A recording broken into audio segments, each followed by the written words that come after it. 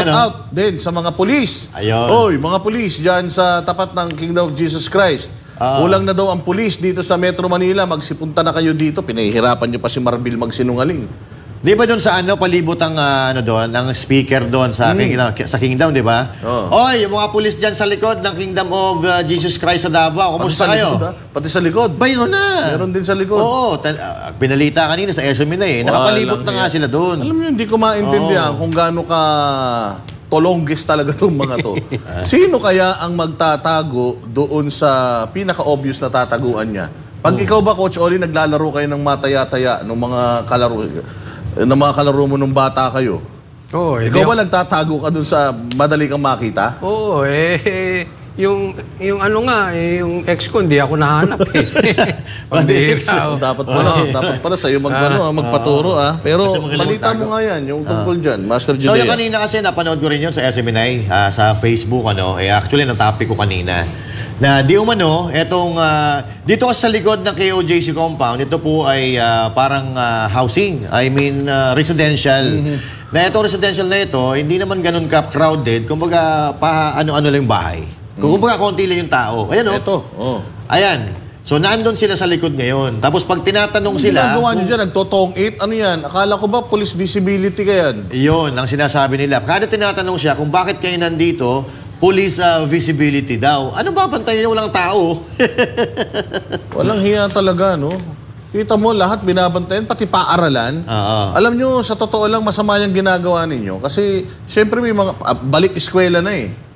So, ngayon, yung eskwelahan dyan sa loob ng Kingdom, ng Central, which is yung Jose Maria College, may mga estudyante na nag-aaral dyan. Paano naman makakapag-focus sa pag-aaral yung mga estudyante kung alam nila na anytime, pwede na naman silang balasubasin na itong mga to? Alam nyo, ano yan child abuse yan. Child abuse, tsaka... Talagang tinotraumatize niyo yung mga kabataan. Ewan ko nga General Marbil, bakit hindi mo... Kanino naman kayang utos yan? Kaya ito, Boss Danda, actually, hindi lang KOJC ang hinaharas nila ngayon. Kasi ito parang matatakot yung mga nakatira dyan kasi di naman sila sanay na may pulis dyan. Tapos biglang magkakaroon ng ganyan. 24 hours daw yan dyan. At ang masama pa dito, mga kapatid, hindi daw ito alam ng LGU. So, parang binaypass nila ng LGU. Bastusan, kaya tuloy si Baste. Gusto na manampal sana nga, manampal na siya pero alam mo, maraming umano kay Baste Ba't Baste mananampal ka? Yung ate mo nanununtok, ikaw nananampal lang. Kung ganyan naman ng mga pulis, ganyan naman ng mga ugali ng tao na makakaharap, makakasampal ka talaga. Pero alam mo, sa totoo lang, Master Judea, nakakaawa yung mga pulis na dinadrag ng mga opisyal nila sa putik. Alam mo itong mga nangyayari na yan dyan sa Davao, wala namang choice itong mga pulis na ito. Talagang sumusunod lang sila sa utos. Ang problema, itong mga namumuno ngayon sa kanila, yung mga kalokohan na inuutos sa kanila, yun, ang pinapagawa nila yung mga pulis. Kaya tuloy, in general, yung pulis, pumapangit na naman yung imahe. Correct. At ang masama dito, nakakatakot kasi etong mga nag-uutos sa kanila, pa-retire na itong mga to Kaya nga ito, kung mapapansin nyo, nagtatakip sila ng mukha. Ayaw nila mamukhaan, ayaw nila mapangalanan.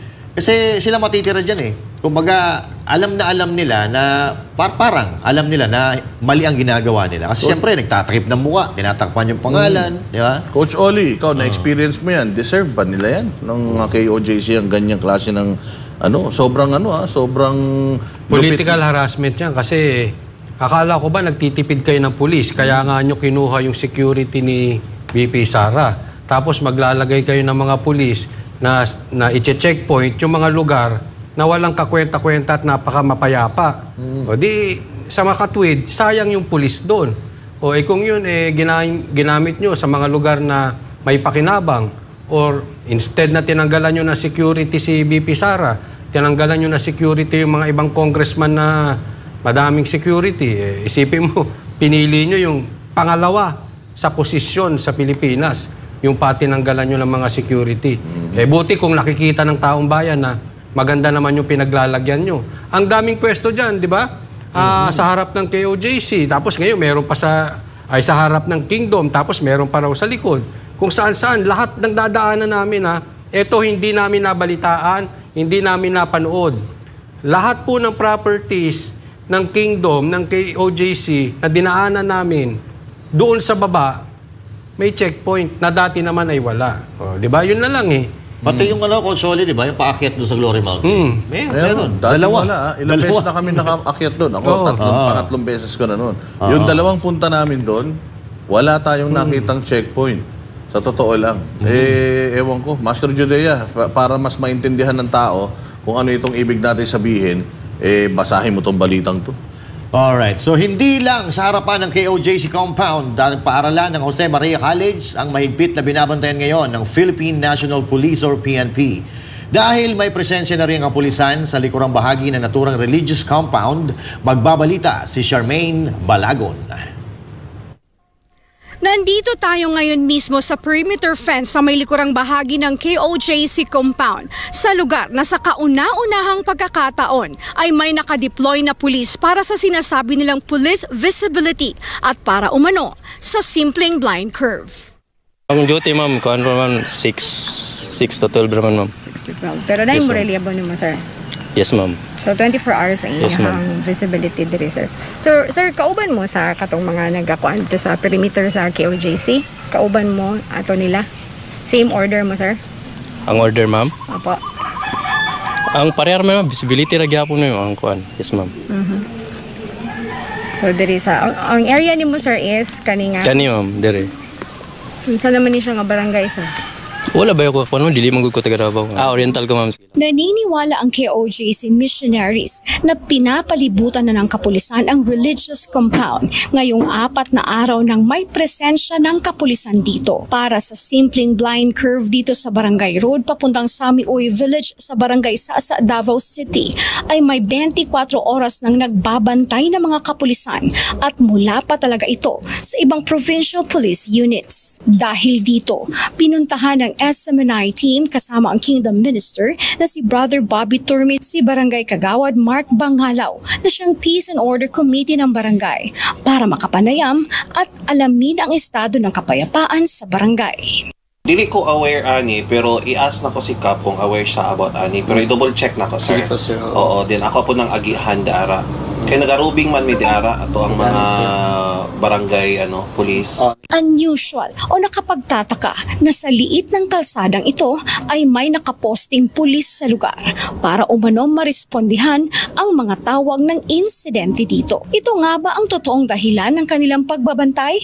O di kaya ang mismong backdoor ng KOJC ang kanilang punteriya? Bagamat hindi ginagamit bilang lagusan ang mga backdoor na ito, nananatili itong nakasara sa loob ng maraming taon dahil bukod sa hindi ito accessible sa mga sasakyan, ito ay residential area malapit sa airport. Wala na coordination sa ako as peace and order pero I don't know kay Kap. Active man ako ang mga BPAT, mga barangay peacekeeping. Oo, garubing man sila every area and ang akong katay up na magrubing sa gabi ang Sasa Police Station. Oo, pero uniform lang na sila og normal uniform nila dili ng battle gear nila na uniform. Abi nimo sa kita naman yung and unusual na yung posting dira sa mong barangay. So ako nang i-verify, i-confirm na ako. Samantala, hindi nagbigay ng komento ang dalawang pulis nang sabihin ng SMNI na ang lugar na kanilang binabantayan ay siyang backdoor ng KOJC at paulit-ulit ang pagsasabing police visibility at legal umano ang kanilang operasyon. When it comes to Barangay Sasa, kung nai-request ang barangay, dapat si Barangay Sasa ang at saka si Sasa Police Station ang magpadala og detail for that area. Saka inner course siya, sir. Siya. Medyo basi maka-alarma po sa itong mga residente. Bukod pa riyan, kumpirmado na rin ang sinasabi ng mga residente sa landmark na dumarami ang nangungupahang pulis sa iba't ibang boarding houses dito sa mga kabahayan malapit sa perimeter fence sa likuran maging sa gilid ng KOJC compound. Sa katunayan, sa pag-iikot ng SMNI sa nasabing mga lugar, nakita namin ang isang patrol car na nakaparada sa isang bahay sa loob ng pribadong subdivision na may tatak RHPU 12 with body number 1206. Ilang metro na lang ang layo sa KOJC perimeter fence. Ano ang ginagawa ng isang patrol car ng Regional Highway Patrol Unit mula Region 12 sa lugar na ito? At kailan pa sila simulang tumira sa lugar na ito? Sa pag-monitor ng mga security ng KOJC, ang naturang patrol ay halos araw-araw dumadaan sa harap ng KOJC compound, araw man o gabi.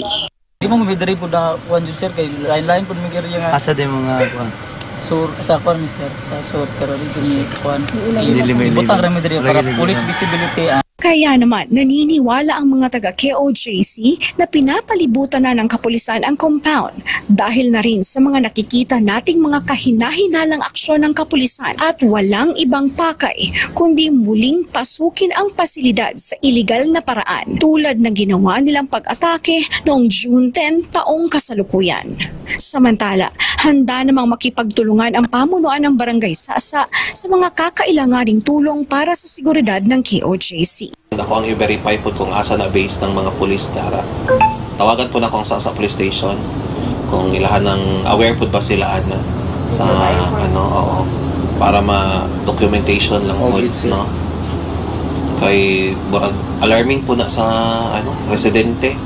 Yan ay battle gear na naka-battle gear na yun, mga police.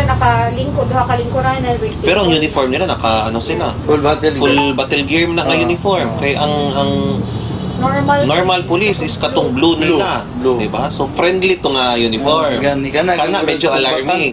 Samantala, tayo ay naghihintay ng kasagutan mula sa pamunuan ng Barangay Sasa patungkol sa kung ano ang tunay na dahilan at kung sino-sino ang mga kapulisang ito na kumikilos ngayon sa kanilang lugar. Para sa Diyos at sa Pilipinas kong mahal, ito ang yung citizen correspondent mula Davao City, Charmaine Balagon, SMNI News. Grabe, no? Grabe ito, no? harassment to. Noon ang mga nai-stress sa police visibility na to, yung mga taga-KOJC lang. But this time, pati yung mga residente nagre-reklamo na. Correct. And sinasabi nga nitong kagawad sa barangay na meron kasing mga type ng mga uniforms ng mga police at sinasabi nila na itong mga suot ng mga police na nakaposte hindi friendly. Kasi usually, ang uniform nila yung kulay blue na polo shirt na may police. Pero naka-camouflage, ibig sabihin, pang-battle to pang atake talaga tong mga to. Kaya talagang hindi natin maintindihan. Ito pa isang sinasabi natin, ang laki ng ginagastos ng kapulisan ngayon para lang dito sa surveillance na ginagawa nila. Mantakin mo, naka-apartment yung mga pulis na halinhina na nagpapalitan ng shift dyan sa KOJC compound. Talagang ibang klase ang ginagawa ng pulis ngayon. Ewan ko, bakit pinababayaan natin mangyari to? Jude? Eto, mali na naman. Mali na naman yung ginawa nila kasi ito dapat may coordination. Unang-una sa local government unit, sa mayor, then yung mayor naman, mimitingin yung mga barangay captain para abisuhan, maglalagay kami dyan ng checkpoint sa lugar ninyo. Kasi yung tatay ko, kapitan dati, alam ko yung mga ganito, hindi ko alam kung nagbago na. So, from mayor, bababa sa mga kapitan, then yung kapitan, yun ang mag-a-announce, magkakaroon tayo ng checkpoint dito para hindi naman kayo mabigla. Dito, bigla-bigla na nagkaroon, then ang masama pa dito, wala talagang abiso. So, syempre, mabibigla yung mga tao, at sabi nga doon sa balita, natakot pa sila. Kasi hindi sila sanay sa ganyan. Kasi yung Davao, paulit-ulit natin sinasabi, napakatahimik, di ba? So ngayon, yung mga estudyante, magpapasok ka na, bukas, ay sa Lunes, magpapasok ka na, baka mamaya, yung mga dagdagan nyo pa ng pulis dyan, magre-reklamo kayo, kulang pulis. Di ba? Coach Oli, anong masasabi mo dito?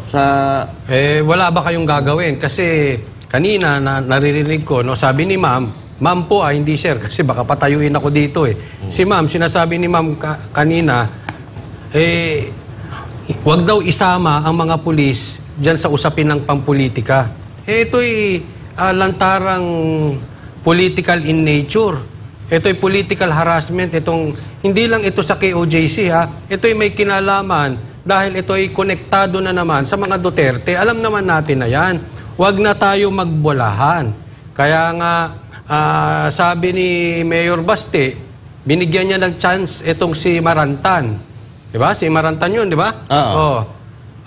Tingnan natin kung anong gagawin na aksyon ni Marantan dito kung hahayaan lang niya itong mga pulis na ito. Pero pag hinayaan niya lang din yan at hindi naman matatanggal yan or dumadami pa ang magpapalibot na pulis dito sa KOJC, sa madaling salita, wala din siyang silbi dyan. But anyway, ako ay confident dahil sinabi nga ni Mayor Bastian, babantayan yan. So, okay na yan. Tingnan-tingnan lang natin. Kasi baka mamaya, may sinabihan si Mayor na sasampalin niya. Baka mamaya, masunod pa to kay Sir Torre. Gawin nyo na lang yung trabaho ninyo nang huwag kayo masama sa listahan ng mga sasampalin. Pero alam mo, Coach Oli, okay naman tong ganito, mga police visibility. Okay to. Walang hindi maganda rito dahil nga syempre, para maiwasan yung gulo sa lugar kung saan may nakaposte. Ang tanong, bakit dito lang? Kaya nga. Kung gusto nyo palang gawin to, sana sa buong Pilipinas gawin nyo na. Kasi unang-una sa lahat, nasasayang kung dito lang natin inuubos yung oras ng mga polis, napakaraming mga lugar sa buong Pilipinas na napakagulo. Bakit dito sa Davao na payapa naman, meron kayong mga kanto-kantong police visibility eklat, dito sa Metro Manila, pang-5 sa buong mundo na pinaka magulo, riskiest city, pero walang ganitong nangyayari. Kaya ano ba talaga? Niloloko nyo kasi yung tao. Alam nyo, wala nang tiwala ang mga mamamayan sa inyo. Sa katunayan, muhing-muhi na sa inyo yung taong bayan. Lahat talagang kine-question na yung inyong, kumbaga yung inyong puso sa paglilingkod. Kayo ba ay naglilingkod para sa mamamayang Pilipino o para lang sa mga nasa gobyerno? So kayo pa ba ay Philippine National Police? Kakampi pa ba natin sila? Sila pa rin ba yung dating itinuturing natin na tagapagtanggol natin na mayroon silang to serve and protect, di ba? So, ako ibatingin ko dito kasi di ba tayo naglibot-libot tayo sa Davao, Coacholi, no? At Boss Dada. Ang maraming checkpoint lang diyan sa malapit sa KOJC. Actually, yan. Well, okay lang din naman kasi airport. Wala namang problema yun. Pero nakakapagtaka kasi bakit ngayon lang? Pero ang sinasabi kasi dito, maraming mga nagre-reklamo dahil yung mga sasakyan lang ng KOJC yung tinitikitan. Mga sasakyan lang ng KOJC galing sa compound yung chine-checkpoint. Hindi naman daw lahat. Kaya talagang this is a kumbaga ginagawa nilang legal itong harassment na ginagawa nila dito sa Kingdom of Jesus. Correct. Ginagalit lang talaga nila yung mga taga Davao. Ayan, galit na si Kaya nga sabi dito sa komentaryo, it's your time to shine, Sir Marantan. Tingnan natin kung anong gagawin mo dyan sa mga checkpoint na yan. Galit na si Mayor Baste, mananambal na. Nagalit na rin si Banatnay. Bukas may press con pa. Nako, babanatan na naman kayo bumanat na naman yan. O kayo mga taga Kingdom Nation, tama yan. Ipagdasal nyo yung kaluluwa ng mga hinayupak niyan. Lalo na yung pulis na yan, ang mga demonyong yan. Kaya lang kayo, kalma lang. Huwag kayong magpapadala sa bugso ng damdamin. Alam ko naman na hindi na namin to kailangang ulit-ulitin sa inyo dahil kayo ay pinalaki ni Pastor Apollo Kibuloy ng maayos. Pero itong mga pulis na to, ganito ginagawa nila. Nang uurat sila ng uurat. Ang maasar dito talo. Correct. Kaya wag na wag kayong kakagat sa pain nila dahil yung mga yan, sigurado ako, nang iinis yung mga yan, para kayo ay mawala sa inyong composure, isang mali nyo lang, maniwala kayo, etong mga to, parang mga leon yan, talagang lalamunin kayo ng buhay. Bagamat sinasabi nga ni Banatnay na, do not make a rebel out of us. Bagamat alam natin na ipaglalaban ninyo ang bansang kaharian, kalma lang. Huwag nyo masyadong, huwag nyo, lang yun, pikon talo dyan. Correct. Pikon talo. Tsaka lagi nyong i-full charge ang inyong mga cellphones. Lagi naka-ready yan para kapag may ginawang mga kademonyohan to, mga demonyo na to, makuha nyo kagad at mailabas natin kagad sa social media. Maniwala kayo kung wala lang mga Facebook, YouTube ngayon. Wala na yan. Matagal nang pinasok yan. At payo ko din sa mga taga-KOJC, bantayan nyo yung likod. Kung pwedeng lagyan yung kuryente dyan sa mga bakod, lagyan nyo. Pero siyempre, hindi gagawin yan sa mga taga-KOJC kasi ayaw nilang may nasasaktan. Pero, bantayan nyo yan. Kasi baka mamaya, magtapon ng lubid yan dyan, magrarapeling yan mga yan para makapasok sila. Pero, huwag kayong mag-alala dahil tulad ng lagi nating sinasabi, hindi naman nagtatagumpay ang kasamaan laban sa kabutihan. At ako nagtataka na ako dito kasi ilang beses na nila pinasok ang kingdom, di ba? Wala naman sila nakita ang Pastor Apollo Kibuloy. Nagtataka lang ako kung bakit nandyan pa rin sila ngayon. So ano ang plano nila? Ano ang purpose nila kung bakit yan at yan ang binabantayan nila samantalang sa ibang lugar, daming mga kaguluhan. Diyan, payapa dyan, ginugulo lang nila Tama kayo, sabi mo na i-ready nyo yung cellphone nyo kasi pag hindi nyo nakuhaan na yan. Delikat. Kasi ako, naniniwala ako kung si Pauline Canada ay hindi na hulihan, hindi nakuhanan ng camera, wala na yun kasi itinanggi na nila na nakuha nila si Pauline Canada. O isipin nyo, hindi nakuhanan yun. May itsura pa daw yun. Hindi ko pa nakikita. Hindi ko pa raw nakikita. Parang gusto mo pa makita may itsura daw may itsura gusto mo makita. Talaga anyway. Ayan na nga. Talaga naman ang mga Pilipino ay muhing-muhi na sa PNP dahil dito sa mga nangyayaring ito. At ayon sa isang dating opisyal ng NTF-ELCAC, dahil sa ginagawang pang-aabuso ng kapulisan sa kanilang kapangyarihan, kinamumuhian na ito ngayon ng taong bayan. Habang nawala na rin ang tiwala ng mga Pilipino sa gobyerno dahil sa patuloy na pang-aabuso, narito ang balita ni Almar Forzuelo. Noong nakaraang administrasyon ni dating Pangulong Rodrigo Duterte, mahigpit ang kanyang bilin sa pambansang pulisya na gawin ang trabaho at ibigay sa taong bayan ang isang ligtas, maayos at payapang bansa. Ang pangako noon ni dating Pangulong Duterte sa mga Pilipino na ligtas makapaglakad sa gabi ay natupad at naramdaman ng bawat mamamayan dahil sa kooperasyon at serbisyo ng kapulisan. Dahil dito, bumalik ang tiwala at respeto ng taong bayan sa kapulisan. Ngunit sa pagpasok ng Marcos administration ay biglang nagbago ang Philippine National Police or PNP sa pamumuno ni Romel Marbil. Ito'y matapos ang ginawang karumal-dumal na pagsalakay na naka-full battle gear ng mga PNP staff at PNP CIDG sa mga religious compound ng Kingdom of Jesus Christ o KOJC. Ang nasabing iligal na pag-atake ay nasaksihan ng milyon-milyong Pilipino dahil sa ginawang pang-aabuso at pambabastos ng PNP sa mga KOJC members. Maraming Pilipino ang nagalit sa kanila, ngunit imbis na itama ang kanilang mali, hindi pa rin nagising sa katotohanan ng kapulisan. Bagkus, dinagdagan pa nila ang kanilang patong-patong na kasalanan sa ilalim pa rin ng liderato ni Romel Marbil. Sa pagkakataon na ito, tinarget naman nila sa kanilang pang-aabuso ang pangalawa sa pinakamataas na lider ng bansa. Walang iba kundi si Vice President Sara Duterte. Binawasan kasi ni Marbil ang security ng Vice Presidente at tinanggal ang kanyang mga matatapat at matagal ng security sa kanyang pamilya, bagay na pinalagan ng ilan sa ating mga kababayan dahil maaring malagay sa panganib ang buhay ng pangalawang Pangulo. Para sa dating kadre at intelligence officer ng CPP, NPA, NDF na si Jeffrey K. Eric Celis, hindi ginagampanan ni Marbil ang kanyang trabaho sa PNP dahil nagagamit na ito sa politika. Marbil is not promoting the highest professional standard for the Philippine National Police as a professional law enforcement organization. Marbil is promoting patronage politics, transactional politics like an armed goons na hindi dapat ginagawa sa PNP. Para sa kanya, naaawa siya sa mga matitinong pulis na nadadamay sa kabulastugan na ginagawa ni Marbil. Kawawa ang mga matutuwid at matitino ng mga opisyal ng PNP na nadadamay dito sa unprofessionalism, unethical conduct na ginagawa ng Chief PNP na ito. Para naman sa dating tagapagsalita ng NTF-ELCAC na si Dr. Lorraine Badoy, si Marbil ang dahilan kung bakit kinamumuhian na ngayon ng mga Pilipino ang PNP. So, makikita mo na itong Marbil na ito, ang rason kung bakit maraming tao ngayon kinamumuhian at nawawala ang tiwala sa PNP. Kaugnay nito, sinabi ng isang geopolitical analyst na si Herman Camentong Laurel na ang pagbaba ng trust ratings ng mga pulis ay bunga ng liderato ni Bongbong Marcos Jr. It's all part of the incompetence ng administrasyon po ni Bongbong Marcos at yung mga prioridad na hindi po natin maintindihan. So napakalungkot po that this is happening.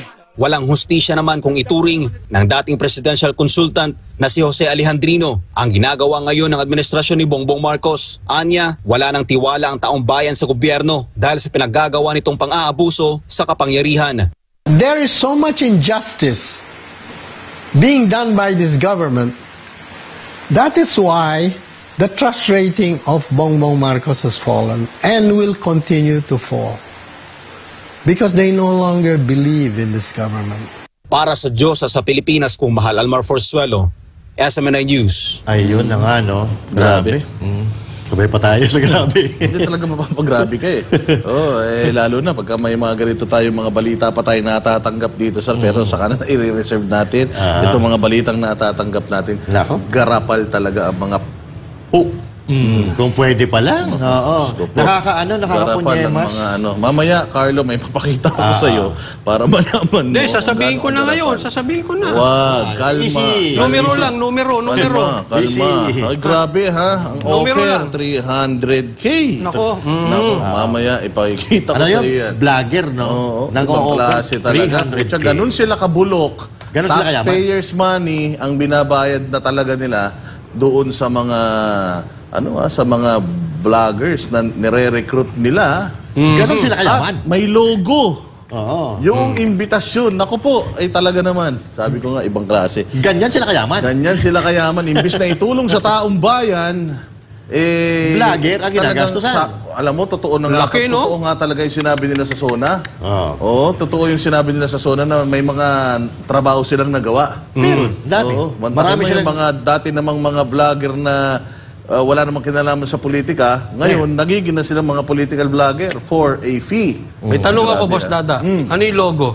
Pulburon o bigas? Ay, yung logo? Bigas. Hindi, ang logo medyo pambigas. Medyo nasa tapat ng KOJC. Oy! Waxis. Nasa tapat ng KOJC yung logo. But anyway. Ay, nako. Diyos ko po, talaga naman. Sabi ko nga sa inyo ang Banateros talaga pinagkakatiwalaan. Kita mo naman. Ay. A1. Hindi, meron kasi tayong kaibigan na vlogger na nagtatanong siya kung, Boss Dada, ano to? Ba't may ganitong offer sa akin? O itong kaibigan natin na to ay hindi to political vlogger, ha? Komedyante to eh. Sino ba yan? Teka muna.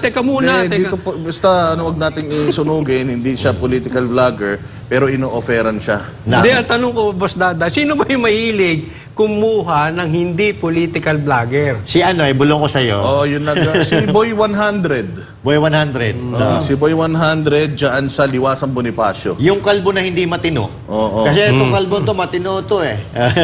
Sabi ko nga ibang klase. Nakakadiri talaga tong mga kung sino man ang nagpapakawala dyan sa aso na yan.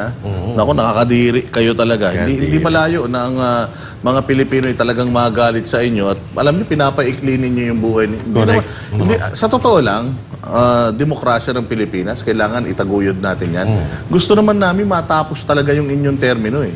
Pero siyempre, tapusin nyo yung termino nyo na may nangyayari din sa amin. Walang hiya. Kayo na lang ang masaya eh. Kayo na lang ang tawag dito. Ang bumiginhawa eh. Yung mga taong bayan, hindi eh. Baka naman pipede. 2 taon, hindi pa ba enough? Yung yung mga nakulimbat nyo? Yung pagsusube, di ba? But anyway, katulad nga nitong mga offer na to, di ba, kasabay nito, medyo hindi rin maganda talaga ang nangyayari. Lalo-lalo na dito sa, balikan natin, yung pinalabas natin kanina, no? Sige. Na imbis na itong mga kapulisan natin ay malalapitan, ngayon ay kinatatakutan na naman sila ng taong bayan. Alalahanin nyo po sa ating mga kapulisan, hindi ko naman nila lahat, pero hindi naman sa nanunumbat, pero sumbatan na rin natin na walang ibang presidente ang dumoble sa inyong mga sweldo kundi si Pangulong Duterte, dating Pangulong Duterte. At ngayon, ang ginagawa nyo, ino-oppress nyo yung kanyang lugar. Wala na ho ba talagang natitirang hiya dyan sa ating mga sa ating mukha? Wala na po ba talaga tayong konsensya? Kasi kayo nga, imbis na lalapitan kayo, kinatatakutan kayo ngayon. Yun nakita natin sa balita, di ba? So yan ang sinasabi ko eh. Pagka ganyan, hindi nyo po kasi yan maitatago eh. Makikita at mararamdaman yan ng taong bayan. Hindi na hubulag. May mga social media na po tayo ngayon. At lahat ng kilos ninyo, lalo na po, at nagwa-viral, pinag-uusapan kayo, aabangan po yan ng taong bayan. At titingnan kayo kung tama ba talaga, totoo ba itong nangyayari na ito. Kaya sana naman, 2 taon pa lang, sa amin, katulad ng sinabi ni Boss Dada, gusto namin matapos yung inyong mga termino. Kasi yan talaga yung mandato eh. Pero sana, yung mandato ninyo sa taong bayan, yun ang gawin ninyo. Hindi yung utos sa inyo. Kung sino mang demonyo, yung nag-uutos sa inyo ng mga ganitong walang hiyaan. Ang problema dito, Master Judea, talagang, alam mo, lahat ng tao, alam mo, dati, yung mga kaibigan ko, hindi marunong magmura eh. Ngayon, mura na mura. Ako nga eh. Dating ang live stream ko, walang kamura-mura eh. Ngayon, hindi na ako nahihinto sa pagmumura eh. Dahil dito sa mga dito sa mga nangyayari na to eh. Talaga naman, ang mga pulis natin, inayos ni PRRD yung reputasyon, ibinalik yung dating tiwala sa loob ng 6 na taon. Grabe. Para lang yung reputasyon maibalik. Ngayon, 2 taon pa lang. Sipin mo yan, ilang taon pa? 4 taon pa. 3 taon pa. Pinaiikli nyo eh, yung inyong termino. Gusto namin matapos ninyo, pero dahil sa mga kahayupang ginagawa ninyo, parang kayo mismo eh. Yung may gusto na umikli yung termino nyo, huwag nyong hamunin ng taong bayan kasi unang-una sa lahat, wala kayo dyan kung hindi dahil dyan sa mga taong bayan na bumoto sa inyo. Kapangyarihan ng taong bayan yung ginagamit para kayo'y mailuklok sa posisyon. Huwag na nating antayin na mag-aklas at magsama-sama ulit yung majority ng Pilipino para hilahin kayo pababa. Dahil talagang kung nangyari ito 1 beses sa pamilya ninyo, mangyayari ulit. Nauulit, ha? Sigurado ako, hanggang sa kaduluduluhan ng mga angkan ninyo, hindi na makakaraos dito sa kahayupan ng mga pinaggagawa ninyo. Ako may tanong lang kay Sir Marbil. Kasi tinawag ka ng ilang beses na sinungaling ni VP Sara. Sumagot na ba? Kasi palagay ko, karapatan din malaman ng taong bayan kung ano yung katotohanan. Ikaw ba yung sinungaling or si VP Sara? Kasi hindi pwedeng dalawa kayong tama eh. Sumagot na si Nunal, Coach. Sabi ni Nunal, hindi daw to political. Ano masasabi mo dun? Pwede sinungaling na. Hindi siyempre. Obviously ang nakakatawa nga, Coach, Boss Dada, hindi daw sila sumagot kasi bilang respeto kay VP Sara Duterte, anak ng tokwa talaga.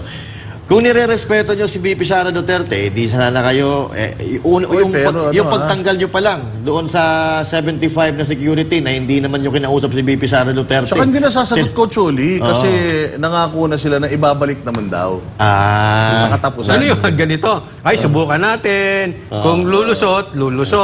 Pagka hindi pumalag, wag na kayo umasa sa Duterte. Papalagan Duterte. Hindi naman yung mga pipitsugin. Sino ba yan? Hindi naman sila... Sino itong Vice President others? Alam nyo ito, mga to laging testing the waters. Titingnan natin kung ubra. Pag hindi, balik natin. Parang ganun eh. Mga epal kasi. Kaya nga sabi ko nga sa inyo... Hindi naman si Lenny yan. Kaya nga sabi ko sa inyo, usok-uso epal ngayon. Hindi pa. Meron nakikisakay noong nakaraan. Si Trillanes, nakikisakay dito sa issue na to. Hindi naman siya taga-PNP. As far as I know, taga-Navy siya. Pero nag-statement siya tungkol dito sa issue ni Inday Sara, yung paghugot. Ngayon naman, meron na naman siyang bagong pakana. Ito, si Trillanes, meron na namang demanda to si Trillanes. Ikaw ba talagang ipinutok sa mundo para magdemanda? Meron ba tayong record dyan, Sir Carlon, yung sinong pinakamaraming na demanda sa balat ng lupa? O kahit man lang sa Pilipinas, palagay ko, record holder to eh. Siguro si Trillanes pinanganak sa korte. Kung sa korteng korteng tayo. Sa korte pinanganak siguro to. Kasi mahilig mahilig magdemanda, no? Palagay ko, uubusin yan lahat ng kaibigan ni Duterte idemanda. Ito hindi po tayo naghuhusga. Pero meron akong tanong. Tanungin ninyo yung mga anak ninyong mga bata. Kahit bata. Diba? Yung may alam sa mathematics. Diba? Yung may LCD, yung least common denominator. Tingnan ninyo. Anong common denominator ng mga dinidemanda ni Trillanes? Kahit batang paslit, masasagot kayo. Now, sabihin nyo sa akin, ito ba ay hindi political harassment? Malapit talaga sa Trillanes. At may isa pa, yung congresswoman dyan sa Bulacan, sumakay din. Nakalimutan, Robles ba yun? Sabi niya doon, parang bata daw si VP Sara Duterte na nagtatantrums. Aba, Uy, merong merong mga video na kumalat yung congresswoman na yun. dahil doon sa pagsasalita niya ngayon, di ba? Hindi, aside from that, dahil nagsalita siya na ganyan, dahil labas ngayon. yung mga videos niya na nagtatantrum siya sa mga kapitan. Yun. Sa kanyang distrito dyan sa San Jose del Monte. Ang bilis ng balik no? Ang bilis ng karma. talaga ang karma. Pero ito, ang ibig niya sabihin doon, nakakatawa at nakakabwisit kasi parang ang ibig niyang sabihin ay yung pagpoprotekta sa ina, sa asawa at sa mga anak ni VP Sara Duterte ay tinawag niyang pagtatantrums. Aba, wala palang alam sa pagpapamilya. May anak ka ba, Congresswoman? Sana hindi mangyari sa iyo. Sana hindi ka gipitin sa mga darating na panahon para hindi mo maranasan yung nararanasan ni VP Sara ngayon na sinasabi mong nagtatantrums. Inilalayo sa kapahamakan yung kanyang pamilya, nanay, mga anak. Tapos sabihin mo nagtatantrums. Ano ba naman yan? Nag-iisip po ba kayo? Ano ba sinampan niyang kaso, Coach Oli na naman, kay Pulong Duterte naung ngayon? Matapos mong sampahan si PRRD at saka si Bongo. Ito si Kong Pulong, tapos yung si Sir, yung asawa ni ni VP Sara, tapos si PRRD raw kakasuhan din ng plunder. Tapos may mga iba pang kinasuhan Nagpunta siya dun sa DOJ. Yun nga sinasabi natin, ano ba to si Trillanes? Ano bang purpose nito sa buhay kung hindi kasuhan ng kasuhan? Ako lang curious kasi gusto ko nga makita, palagay ko maganda ang likod ni Kong Pulong. Kasi gusto niya makita. Gusto niya makita. Yun na yung halukay ulit But sumagot naman si Kong Pulong, sabi niya, mas maganda na yan kaysa pag-usapan ng mga chismoso sa social media. Basahin natin, Coach Oli, yung sinabi ni Kong Pulong. Pagkatapos ng statement mo, meron ka pa sasabihin. Sige lang. Hindi, yun lang. Ibuhos mo lahat ng galit mo. Hindi, gusto kong ilapit nyo ko kay Kong Pulong. Curious ako sa kanyang likod. Mukhang maganda. Makinis ata Siguro gustong tingnan. Kong Pulong, dapat nagpa-interview ka kasi sa amin para talagang bukod sa sulat, nakakalmot mo sa mukha itong si Trillanes. Sabi niya dito, I welcome Antonio Trillanes' plan to file a drug smuggling case against me. This is a welcome development. Mas maganda ito dahil sa Korte ng Pilipinas ang pagdinig at hindi sa Korte ng Facebook at utak ng isang trililing na sundalong kanin. Diyos ko po. Sundalong kanin talaga to no? Yun talaga bakit ba tinawag sundalong kanin? Nagtawag dyan tawag dito, si Dick. Si Dick Gordon. Dick Gordon. Kasi, yung imbis na helmet, kaldero, nakalagay dito. Hindi ko alam kung ano yung kung ano yung bakit ka tinawag na sundalong kanin niya. Kung sundalong kanin to, palagay ko, yung panis na kanin to. Tropa ni Tamba. Mahilig din sa bigas to Pero yung tropa ni Tamba mismo, tinawag siya na pambansang marites ng Pilipinas, di ba?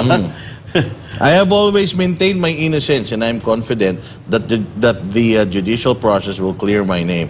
It is important to rely on our legal institutions rather than resorting to trial by publicity, which is lagi niyang ginagawa yan. Sabi ko nga sa inyo, di ba, si Trillanes, ang daming mga nilalabas niya na si PRRD daw, may bilyon-bilyon na pera tinatago sa kanyang bank account. Pinuntahan yung bangko, magkano naman? 6,000. Tapos, ang matindi na ito, si Pulong daw, may tattoo daw ng dragon, tapos hindi naman siya sigurado. Tanggalin mo nga mo, patingin. Hindi, totoo yung sinasabi ni Coach Oli. Gusto makita yung likod kung makinis. Sabi nga ni Pulong, over my dead body. Hindi ba? Please bear in mind that this is the similar case that Mr. Trillanes has made a fool out of himself when he presented his alleged evidences against me as a mercenary. Mercenary kasi parang siya yung wala siyang ebidensya, gusto niya, yung nasa isip niya, kumpirmahin niya by ikaw yung gagawa. Di ba? Yung ebidensya niya, patunayan mo na hindi ikaw yan. Ikaw ang magbibigay ng patunay. Kaya nga sabi niya nga dito I also look forward to the resolution of the libel cases I filed against him. Diyos ko, ang hilig mag-file ng libel nito, siya rin pala, napakaraming mga libel cases, kinasuhan din siya. Hintayin natin yung resulta nitong libel case na pinail ni Kong Pulong. Matagal na to Pero bakit hindi ko alam kung bakit di pa lumalabas yung desisyon. Palagay ko, Boss Dada, kasunod ka na. Ha? Kasunod ka na. Ako, wala namang problema. Basta kain nila akong pakainin Actually, ang dami. Ilang patong-patong na papel. Napakarami. Nagdala ka pa ng basura dyan sa DOJ. Baka ang laman ng mga papel na yun, isa lang, isang page pinag-print-print mo lang, pare-parehas lang laman. Hindi, tsaka ano na to hindi na nga nag-fly to nung sa Senado. Wala na. Wala nga nangyari to dati. Pero maganda nga ito. Napakaganda nito kasi at least batas na ang korte na magpapatunay kung gaano siya kasinungaling. Pero alam mo, Boss Dada, yung ginagawa ni Trililing na yan ay tinatawag niyang sinungaling yung sarili niya. Kasi papasok siya ng papasok sa ICC. Pero demanda siya ng demanda. Ibig sabihin, kaya ka nagdedemanda dahil may tiwala ka sa hustisya ng Pilipinas. Kung may hustisya ang Pilipinas, bakit mo papapasukin yung ICC? Kino-contradict mo sarili mo, Trillanes. Medyo isip. Anong sabi ni Senator Bongo? Ano ba sabi? Sabi ni Senator Bongo, ano daw attack dog ba? Attack dog. Parang dumadami yung ganyan ngayon, no? Actually, ito epal din to Tsaka sinungaling din to Lahat ngayon, puro sinungaling na. Uy, kasi, ano mo yan? Magka-probinsya kayo yan. Walang ganyan doon. Di naman doon ata lumaki yan Kasi makinis ang kutis tayo Tingnan mo, balat balat magsasaka, no? So, nasabi ko sinungaling, alam mo kung bakit, 'di ba? Sabi niya may ICC daw napapasok. Kung may ICC na dadampot kay Pangulong Duterte, bakit mag-aabala ka pa mag-file ng kaso? Dadamputin na nga, magpa-file ka pa ng kaso. Oo nga naman. Diba? Maganda yung analysis mo na yan. Iba klase talaga mag-isip mga badateros. So, ibig sabihin, kalokohan tong ICC niya. Kasi kung ikaw, sigurado ka na mako-convict talaga itong mga taong ito ng ICC, hintayin mo na lang. Maghihintay ka na lang. Sige, mananahimik lang ako. Pagdating ng ICC, pagtatawanan ko kayo. Pero sa bagay, si Pulong naman ang dinidemanda niya rito. Hindi naman involved si Pulong sa ICC. Pero pa daw dating may dati pa daw konsyal. Na dinamay siya kung dating konsyal pa daw ng Davao. Tsaka si file doon. Susunod daw niya si PRRD. Nasa balita. Kasama. Ay, susunod niya? Matindi talaga. Sasairin niya. Okay lang naman. Basta atinan mo din lahat yan. Baka isang buong taon wala ka ng sa korte ka na tumira sa dami ng dinidemanda mo. Sa dami ng kaso na inaano mo, fina-file mo. Baka naman doon ka na tumira sa korte, wala ka ng time umuwi ng bahay dahil 3 beses na sa isang araw yung yung mga hearing mo. Wala ito, Boss Dada, Kasi ito, alam naman natin na mag-e-election. Ito yung publicity lang to. Wala. Binasura na yan dati Binasura na yung mga papel na yan, nakaparehas nung papel na dinala mo dati, ngayon nagdala ka ulit. Basura ulit ang baka siya, umaasa siya na yung santol magbubunga ng mangga. Ay, malay natin. Ang mga nag-iisip lang nun, yung mga wala sa katinuan, hindi natin alam. Pero Trillanes siguro, kesa, wala kang mahihita sa ginagawa mo dyan sa mga Duterte. Alam mo, dapat na sinisilip mo, Trillanes, kung para ka sa Pilipinas, PhilHealth. Napakadami natin problema ngayon sa bayan. Nandiyan dyan yung PhilHealth, nandiyan dyan yung iba't ibang form ng corruption, yung flood control project na 1.4 billion per day. Alam mo, Trillanes dyan, alam mo, kung yan, babanatan mo yung mga issue na yan, suportahan kita. Baka gusto mo, sa bahay mo pa ako matulog. Magkatabi pa tayo kung gusto mo. Yan ang problema Kaso, ang pinagtatanggol mo yung mali Kumbaga, sumaside ka doon sa mali. Tsaka na lang, parang na lang siyang talagang gusto na lang niyang makapunto sa mga Duterte. Galit na galit ka sa Duterte. Pero gusto mo maging Vice President ni PRRD noong 2016. Di ba? Ewan ko sa'yo. Munta nga to. Munta nga. Sabi ko si Boss Dada siya mismo kino-contradict niya sarili niya. Nagsisinungaling siya. Trilling, sinungaling ka. Antonio, sinungaling ka. Silang dalawa. Actually, sige. Go lang. Actually, manhid na to Kasi kung babasahin mo, lahat ng mga article patungkol sa kanya, basahin mo yung mga comments. Wala kang mababasa na positibong comment o pumapanig man lang sa kanya. Wala. Lahat ng punta. Ewan ko rin sa mga mainstream media, bakit nila to, Bakit favorite nila to? Ano to? Binabayaran ba kayo ni Trillanes para interviewin niyo siya? Yung engagement kasi galit na galit yung tao kay Trillanes. Siyempre, parang na siya si Rendon Labador, ganun. Na hate views ang target niya. Ganun. So, sabi nga naman, good publicity or bad publicity, still publicity. Yan. Pero alam mo, Trillanes, hindi yan makakatulong sa sa kandidatura mo dyan sa Caloocan. Diyos mio. Pero ito, basahin natin to. Welcome development para kay Davao City Representative Paulo Duterte ang kasong isinampa sa kanya ni dating Senador Antonio Trillanes. Si MJ Mondihar sa report. Chill lang si Davao City 1st District Representative Paulo Duterte sa panibagong hirit sa kanya ni dating Senador Antonio Trillanes. Kasong drug smuggling at graft ang inihain ni Trillanes sa Department of Justice laban kina Congressman Duterte at iba pang mga akusado. Kabilang dyan si Attorney Mans Carpio, na asawa ni Vice President Sara Duterte at dating Customs Chief ni Cadorfa Eldon at iba pang mga personalidad. Bintang ni Trillanes na numero 1 kritiko ng pamilya Duterte, sangkot umano sa pagpapapasok ng shabu ang mga akusado noong May 2017 na may halagang 6.4 billion pesos. Pero imbis na pumatol, welcome development raw para kay Kong Pulong ang kaso. Sa kanyang statement ngayong araw, July 31, sinabi niyang mainam na pag-usapan ang isyu sa korte. Di tulad ng hilig gawin ni Trillanes na panay dakdak o banat sa social media laban sa mga Duterte. Tinawag naman ng kongresista si Trillanes na trililing at sundalong kanin. Para sa dating presidential son, walang batayan ang mga bintang ng dating senador. At tahasang panloloko sa publiko ang mga gawa-gawang kaso nito. Tinawag rin ng kongresista na trial by publicity ang ginagawa ni Trillanes sa kanya at sa kanyang pamilya. Sa ngayon naman si dating Davao City Councilor Danny Dayang Hirang sa komento ng Batang Duterte. Lalo't bahagi sila ng core group noon ni VP Sara sa panahon ng kampanya ng 2022 elections. Para kay Dayang Hirang, dismayado ang mga taga-Davao sa sinasapit ngayon ng pamilya Duterte. Ang pamilyang naging instrumento ng pagbabago at pag-unlad sa Davao. Oo, definitely. Definitely. Kaya kahit paano may mga pocket of resistance pa rin, ano? Kahit may mga rallies na nangyayari, pero karamihan, alam mo, iba dyan umiiyak na eh. Hindi natin nakalain na ganito. Para sa Diyos sa Pilipinas kung mahal, MJ Mondehat, SMNI News. Kung dating ang senador ka hindi mo napatunayan yan Ngayon pa kaya na ordinaryong tao ka na lang? Paano mo mapapatunayan ngayon yan? Nangaabala lang to no? Nangaabala lang. Nangaabala lang. Kaya siyempre, publicity, tatakbo daw to sa Kangkalo. Ewan ko ba, may boboto ba sa inyo dyan? Sa mga taga-Kakaloocan? Ako po, magunos dili po kayo. Gusto nila sirain yung bayan, yung lugar nila, di boto nila. Tanong ko sa'yo, Boss Dada, yung ano daw, yung sinabi mo kanina, confirm yun na gusto niyang tumakbo kay PRRD. Ngayon, galit na siya. So, sa madaling salita, binasted ni PRRD. Busted? Oo. Kasi meron din akong nabalitaan na isa binasted din ni PRRD na maging VP. Sino yun? Ngayon... May asawang artista to. Galit na rin. Gano'n naman Gano'n naman talaga Gano'n. Ewan ko. Hindi kasi pagka-busted talaga, hindi makamove on. Si PRRD naman kasi noon, dalawa yung in-endorso niyang vice president doon Si Bongbong at saka si Cayetano. Cayetano, dalawa sila. Siyempre nakakalungkot nga naman yung bakit siya hindi napili.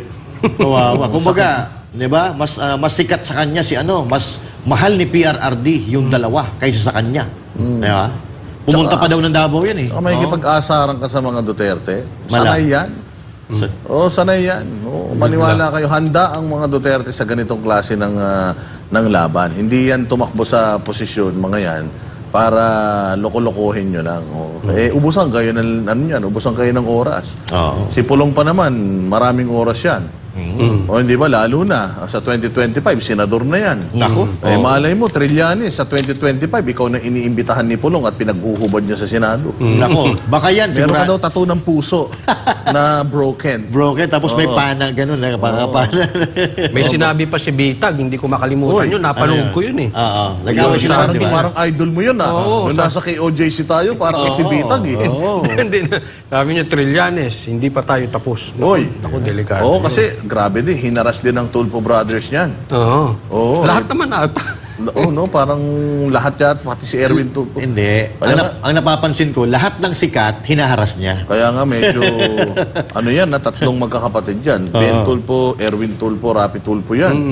Biniran yan. Tataka ko kay Rapi Tulfo, bakit masyadong tahimik?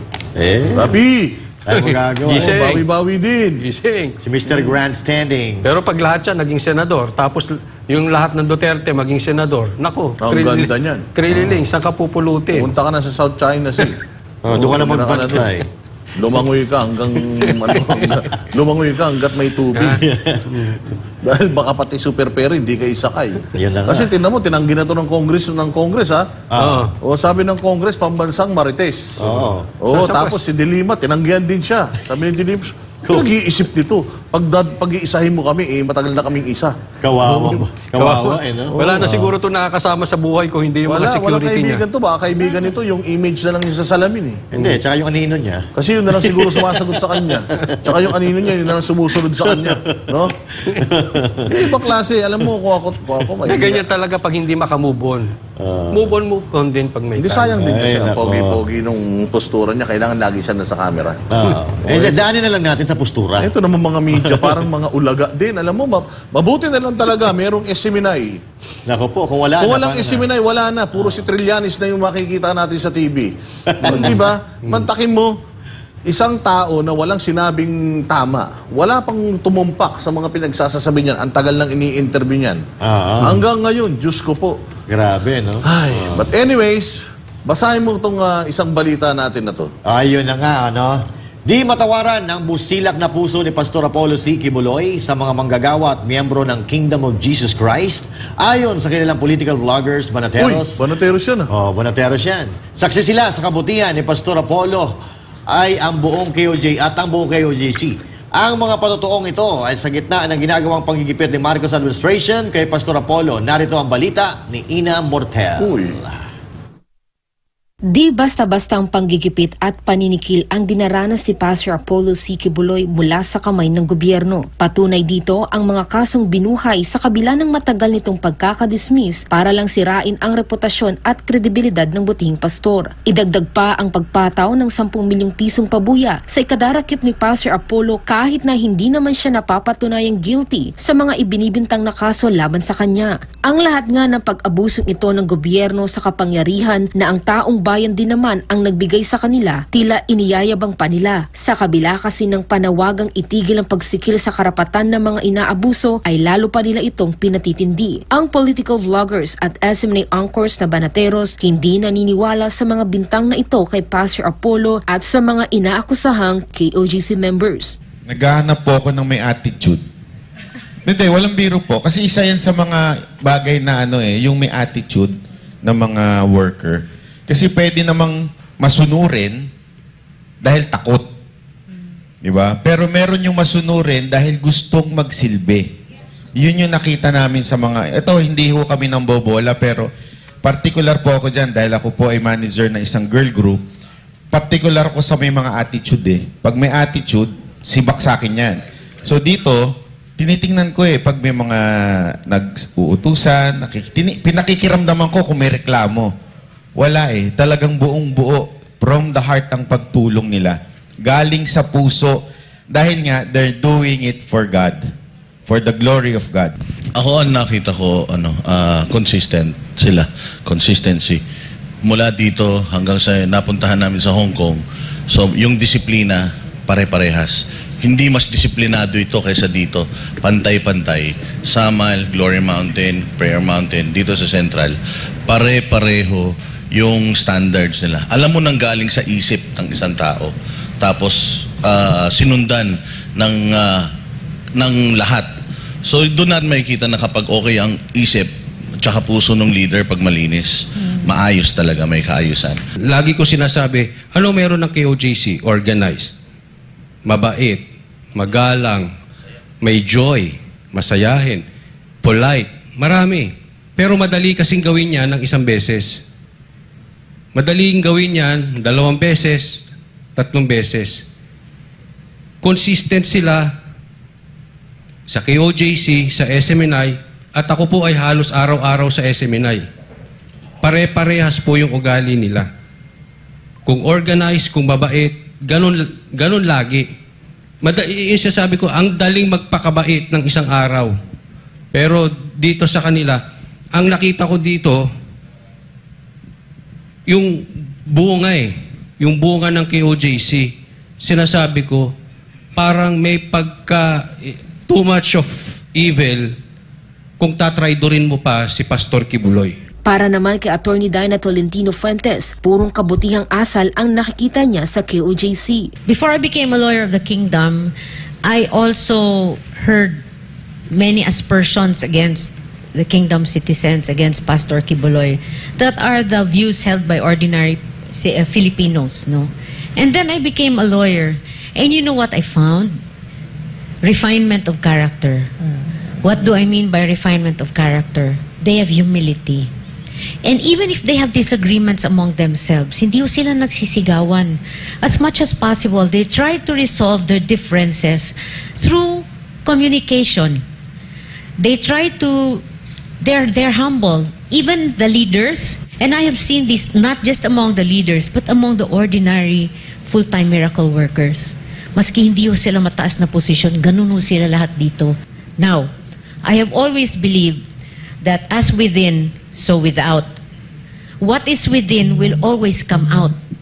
And if you see outside na malinis po lahat yan, that means po, sila po, they follow this code of character that is also clean inside.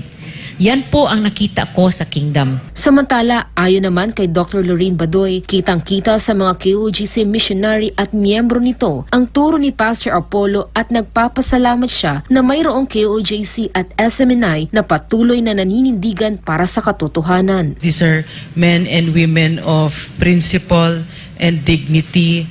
And yung sinabi the rest of the panelists na nakakilala sa kanila, isa pang gusto ko idagdag doon yung excellence. Meron silang standards. Hindi yung pwede na yan. Ganyan. Lahat sila, meron talagang pamantayan at mataas yung pamantayan. Their time has come. No? They were made for a time such as this. Without SMNI or KOJC and Pastor leading the way, kawawa ang Pilipinas.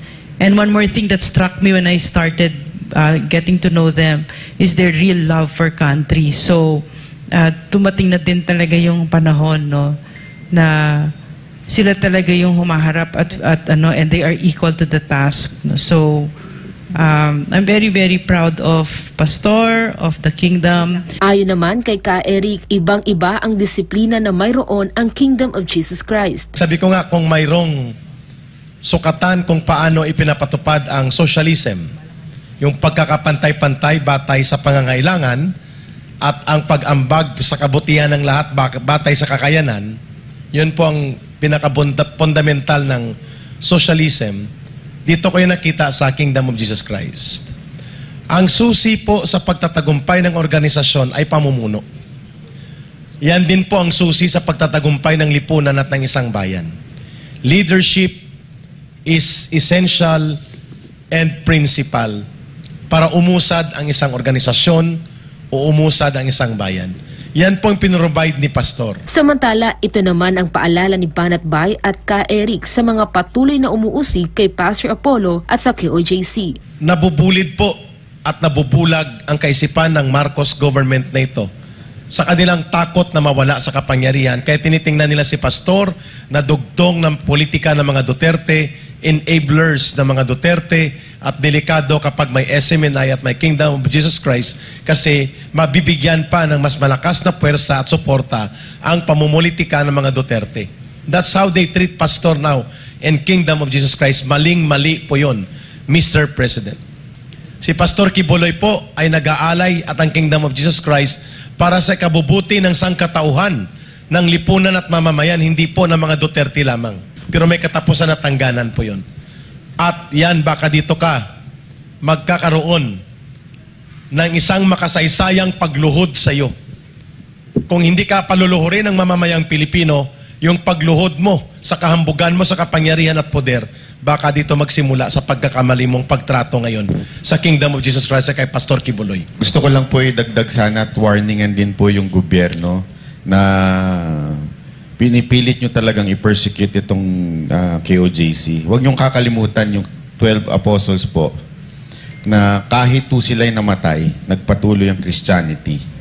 Hindi ko sinasabi na maging martir ho yung mga taga dito, pero dahil nga po yung gano'n ng kanilang faith, kahit anong gawin nyo sa kanila, magpapatuloy po sila because of the belief. Hindi ho yan mapipigilan sa pamamagitan ng pagper-persecute lang. Baka dumating pa po yung panahon, baka mauna kayo. Para sa Diyos at sa Pilipinas kung mahal, to si Ino Mortal, SMNA News. Ayun. Kaya napaka-popogi talaga ng mga kasamahan ko doon. Pero alam mo, malaman na malaman talaga yung presscon na yan. Yan ang isa sa pinakamatagal na presscon na ginawa. At bukas, meron pong Meron muling ulit. press con. Hindi natin papatayin yan. Kailangan linggo-linggo, wag nating hintuan ito hanggat hindi nakakamit ng KOJC yung hustisya na sinisigaw nila. Ayan. Kaya ang ang aking may papayo, again, sa mga taga KOJC na matatapang na hinaharap ang mga pagsubok ngayon dyan sa Davao, kalma lang. Ingat lang kayo dyan lagi at lagi ninyong isa sa puso ang mga aral na itinuro sa inyo ni Pastor. Huwag kayong magpapadala sa bugso ng damdamin o ano lang yan, ang mapikon talo. Pero bago ko ipasa kay Master Judea, si Boss may-ari ng Ducati Philippines nanonood ngayon. Si Sir Arnel. Sir Arnel. Shout out, Sir Arnel Alvarez. Magandang gabi sa iyo at sa iyong pamilya. Ayan, so don't miss the Kingdom of Jesus Christ press conference bukas. Baka mas mahaba na yan bukas kasi ang daming issues na pag-uusapan Kaliwat kanan yung mga issues na pag-uusapan. Hindi lang tungkol sa KOJC, pati sa bayan at pati sa Davao. Master Judea. Okay. So ayun ako hanggang ngayon namamangha pa rin ako. Ilang balik na ako dyan sa Kingdom, sa Davao at sa mga pag-aari ng KOJC at ni Pastor Apollo Kibuloy. At ako'y patuloy na na-amaze sa bawat mga pag-aari ng KOJC na napupuntahan ko. At may paniniwala ho tayo na ang tao na mapagmahal sa kalikasan, ang tunay na nagmamahal sa bayan. Dahil kung yung halaman nga, minamahal niya, yung bayan at yung tao pa kaya. Kaya ako, paulit-ulit ko, sasabihin, bilib na bilib ako dahil lahat ng pag-aari nila, lahat ng ginagawa nila, detalyado, mamamangha ka talaga. Kaya, patuloy po kayo, ipagpatuloy nyo po ang inyong ginagawa dahil may mga tao na nag-iisip, nakakakita ng tunay na nangyayari, nasa likod ninyo, handang sumuporta at ipaglaban kayo dahil alam namin na kayo ay mabubuting tao dahil yan ang itinuro sa inyo ng inyong pastor na si Pastor Apollo Kibuloy. Magandang gabi po sa lahat. Ayun. At ako naman, ang masasabi ko dito, time will reveal. Ako'y posibleng nagkakamali dito but in my honest opinion, inosente po si Pastor Kibuloy. Kasi alam mo, madaling tinatanong ako ng mga kaibigan ko, ano ba masasabi mo kay Pastor Kibuloy? Ano masasabi nyo dyan sa mga taga-KOJC? At mayaman ka na ba? Ituro mo na. Alam mo, ito sasabi ko kasi nga, gaya ng sinabi ko doon sa press con, hindi po natatawaran ang prutas ng isang tao. Madaling magpakamabait sa isang araw. Pero yung kahabaan, alam mo, isang tao, tingnan mo lang. Pag yan magaspang, kahit mabait yan ngayon, antayin mo 3-5 araw, magaspang na yan. Pag isang tao ay gentle, talagang consistent yan. At yan po ay nakita ko sa kanila. Kaya po ako talagang naniniwala, kapit lang po KOJC, kapit lang po Pastor Kibuloy. Ako po ay naniniwala ng tunay na kayo po ay inosente. Matatapos din ito, balang araw, magkikita-kita rin po tayo. Kita-kita po tayo uli, mga banateros. Dito lang sa SMNI. Pag tama, palakpakan. Pag mali, banatan. Ako po, si Coach Oli. Ako naman po si Boss Dada. At ako naman po si Master Judea. Para sa Diyos at sa Pilipinas nating mahal.